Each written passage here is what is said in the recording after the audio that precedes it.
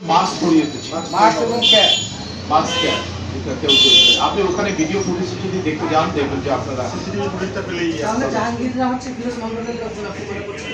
হ্যাঁ আনিসুর রহমান, হ্যাঁ তার কোম্পানি যেই নেওয়ার জন্য তারাই উনিশও তো জমা দিতে পারছে, তো আর ওনার সাথে আরো ওই সাপোর্টিং কিছু দিতে সাপোর্টিং পরবর্তীতে যখন দেখছি যে আমরা যারা এখানে কোয়ালিফাই হব, যে এখানে যারা ক্রাইটেরিয়াগুলি ফুলফিল করতে পারবো, ওই সকল কোম্পানিতে আর দাখিল করতে দেয় না।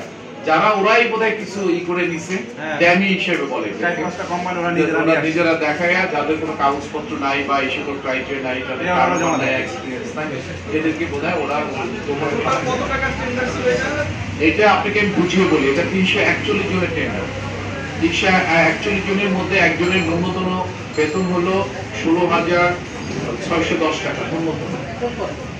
এটা ধরেন সিকিউরিটি গার্ড থেকে শুরু করে আপনার ল্যাব অ্যাটেন্ডেন্ট নেয়, আপনার আয়া, তারপরে আপনার ওয়ার্ড বয়, সিকিউরিটি গার্ড, এগুলি এই পদগুলিতে নিচ্ছে। এখানে ভিতরটা বলি আপনাকে, এই ফিরোজও আপনার এই আনিসের বিরুদ্ধে যেটা আছে, ওরা যেটা করবে ওদের স্বার্থ হলো, যে এখন প্রশ্ন আসতে পারে যে স্বার্থটা কি। স্বার্থটা হলো যে এই আনিসরা এক একটা লোক থেকে সরকারি চাকরির নাম দেয়, আগেও এরা বিভিন্ন জায়গায় ব্রোকারি করতো। এরা সরকারি চাকরির নাম দিয়ে এরা ধরেন 2 লাখ 3 লাখ টাকা করে নিবে হাতায় হাতায় নিয়ে। এদের সঙ্গে মাদক দ্রব্য নিয়ন্ত্রণের ওদের সঙ্গে কারো হয়তো বা ইসে থাকতে পারে, ওখানে 1-2 কোটি টাকা একটা লেনদেন হবে।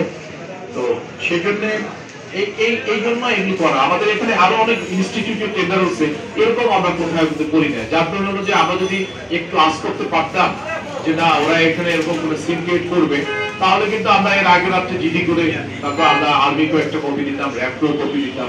আমরা এত কিছু এরকম যেখানে বাধা বিঘ্ন আগে রাতে পেয়ে যাই তখন এগুলি করি, কিন্তু এখানে এরা খুব সুচারুভাবে কাজটা করছে। ওকে, ঠিক আছে।